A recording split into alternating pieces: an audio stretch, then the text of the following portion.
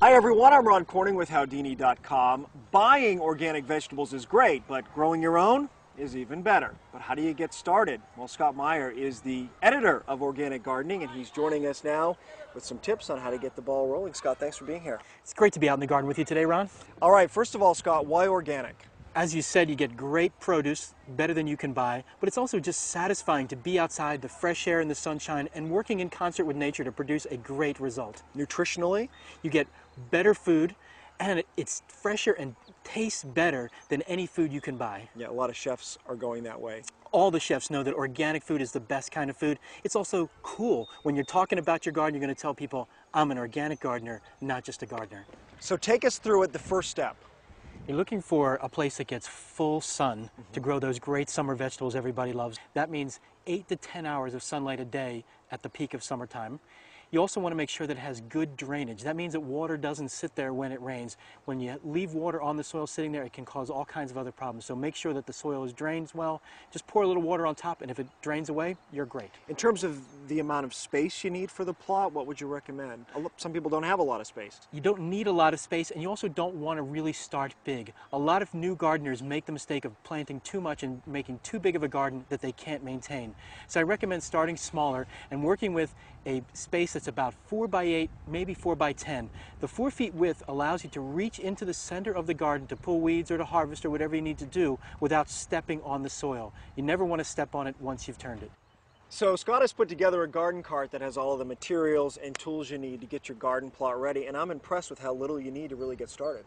It's great. You don't need a lot of fancy machines or expensive tools to get started. Everything you need is really available at your local hardware store or home center. Beginning with really a wooden stake. Wooden stakes you'll find in any hardware store, and these are great for just marking off the area and giving yourself a feel for how big it is and how it's going to work with the sun and the drainage. And this is a large size spade, right? It's a large size spade, and it's different than a shovel because it's square at the bottom and it has these foot spots here that you can use to push the spade into the soil. It's important that you get a sharp spade. Most of the tools that you buy don't have an edge on them. This one needs an edge so that you can cut through the sod and lift it right up. And then you have to sort of work that soil over, and this is what you need for that. A fork, and a garden fork is the right tool for working the soil. You want one that has a wide spacing between the tines. You'll see some forks that are closer together for other purposes. You want this one because you're going to put it in the soil and use it to break up the clods that are underneath where the grass was. So we're talking about the hardest way, which is to mark the plot, take the sod up, begin working the soil. But there's another process that people might be able to begin, let's say, earlier in the spring or in the fall, which doesn't involve any of that. And you call it lasagna, which is sort of layering. Explain that for people. It's really an easier way to do it because you're not removing the sod at all. In fact, the sod is breaking down and it becomes that organic matter that's feeding the underground microbes. In this method, you layer some things on top. Newspaper, straw, grass clippings, shredded leaves, again, all natural things you have. The newspaper is very effective in killing the grass off, and then the other things start to break down and begin to create rich, fertile soil. In fact, you don't even need to work it with the pitchfork. In that case, you're just cutting holes into it and planting right through it. All right, let's talk about exactly what goes into the soil to get it ready for planting. What do you recommend there? Because we're going organic here, so we're no chemical fertilizers or pesticides. Absolutely correct. And one of the most important reasons to do that is because plants are fed by the microorganisms in the soil, and those chemical fertilizers and pesticides, herbicides can kill them.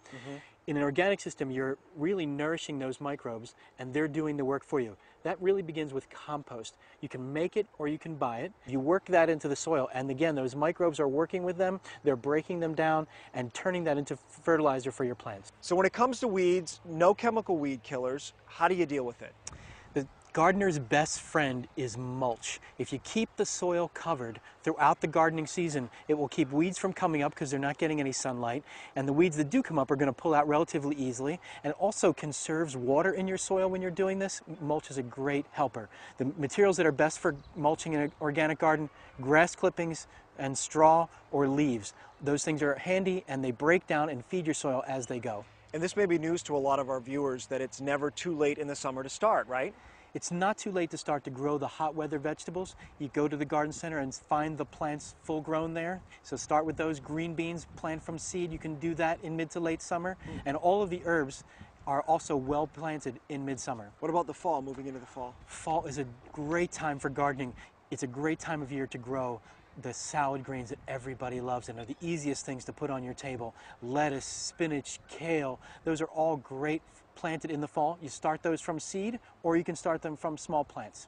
All right, Scott, thank you. We appreciate it. It was my pleasure. All right, Scott, thank you. We appreciate it. Scott Meyer is the editor of Organic Gardening Magazine, and I'm Ron Corning. Good luck in the garden.